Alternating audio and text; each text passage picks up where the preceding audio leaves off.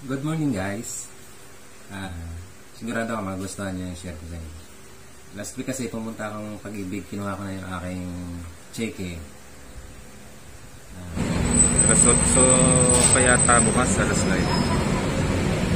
Kukuhanin na natin yung check-in natin dito sa Pag-ibig. Naka-schedule po kung pinapabalik po nila ako ngayon. Ito na siya ngayon guys. Sige ko to sa Pag-ibig in Pito. Ano nga ba ang Pag-ibig in Pito? Ang Pag-ibig in Pito is a program ng Pag-ibig na para sa mga member nila na gustong mag-save. The Pito is a special saving facility with a 5-year maturity design for Pag-ibig members. So, pag invest ko sa Pag-ibig in Pito, mayroon siyang maturity na 5 years. Ibig sabihin, hindi mo siya ma-withdraw sa loob ng 5 years. Makukuha mo lang pera mo after maturity niya. Ngayon, paano nga ba sumali ng Pito? May dalawang option para sumali ng Pito. Pag-ibig in Pito. Pwede ka mag-apply through online. Pero ako pinili ko yung mag-apply ako mismo sa yung pangalawang option, yung pupunta ka ng opisina nila, mag-fill up ka ng form doon ng Pag-ibig in Pito, tapos pa-registered ka doon, mag-sabay deposit na. Yan ang ginawa ko natin. Year 2015, nag-invest ako ng year 2015, nag-deposit ako ng 50,000.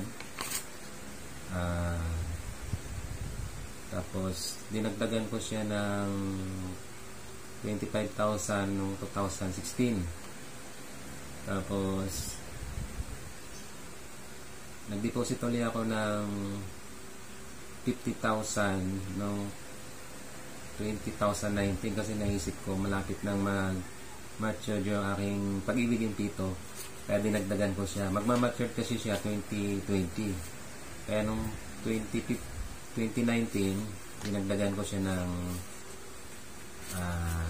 50, kaya ang total na dineposit ko ay 125,000. Ngayon, bakit ba ako nag-invest sa Pag-ibig in Pito?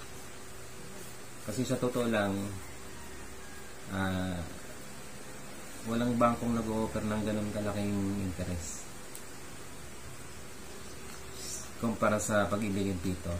Meron ako ditong data nila na kung magkano ang percentage nila binibigay.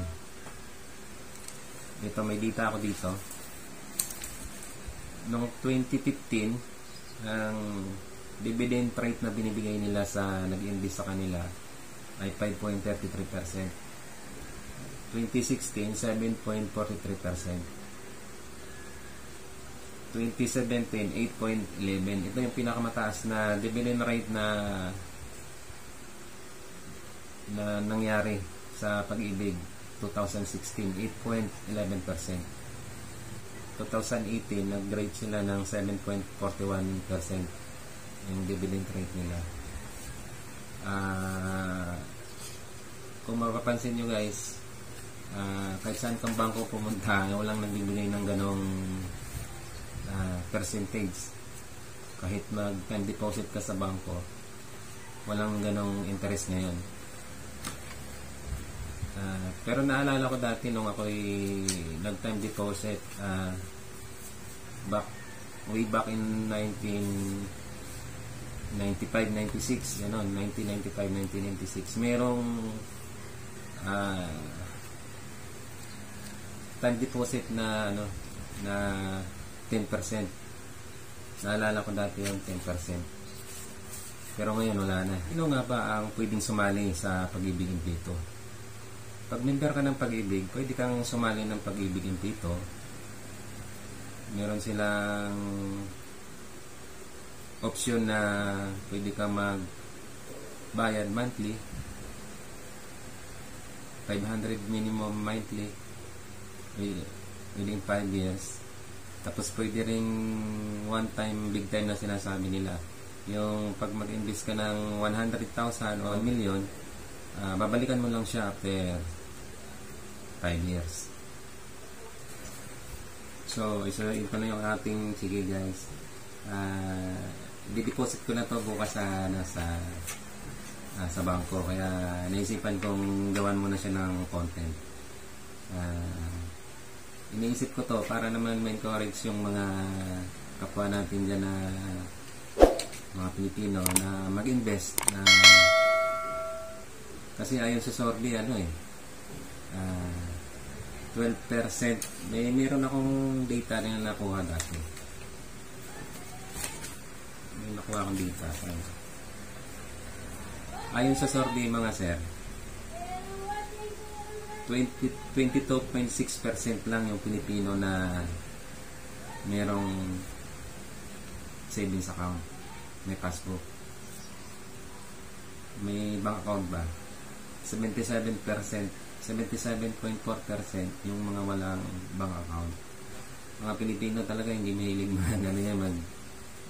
mag-save sa bangko kasi wala namang save, di ba? Kaya naisipan ko para ma-encourage yung mga kapwa natin, mga Pilipino na mag-save, mag-invest ba. Para sa stock market, alam ko 1% lang ng mga Pilipino sumasali sa stock market. Ang nananamasa ng stock market natin ay mga foreign. Yan ang masakit na katotohanan. Financial literacy ang problema. Yan ang problema ng mga Pilipino. Kasi sa totoo lang guys, maraming mga Pag-ibig member hindi alam yung impito. Kaya sana maging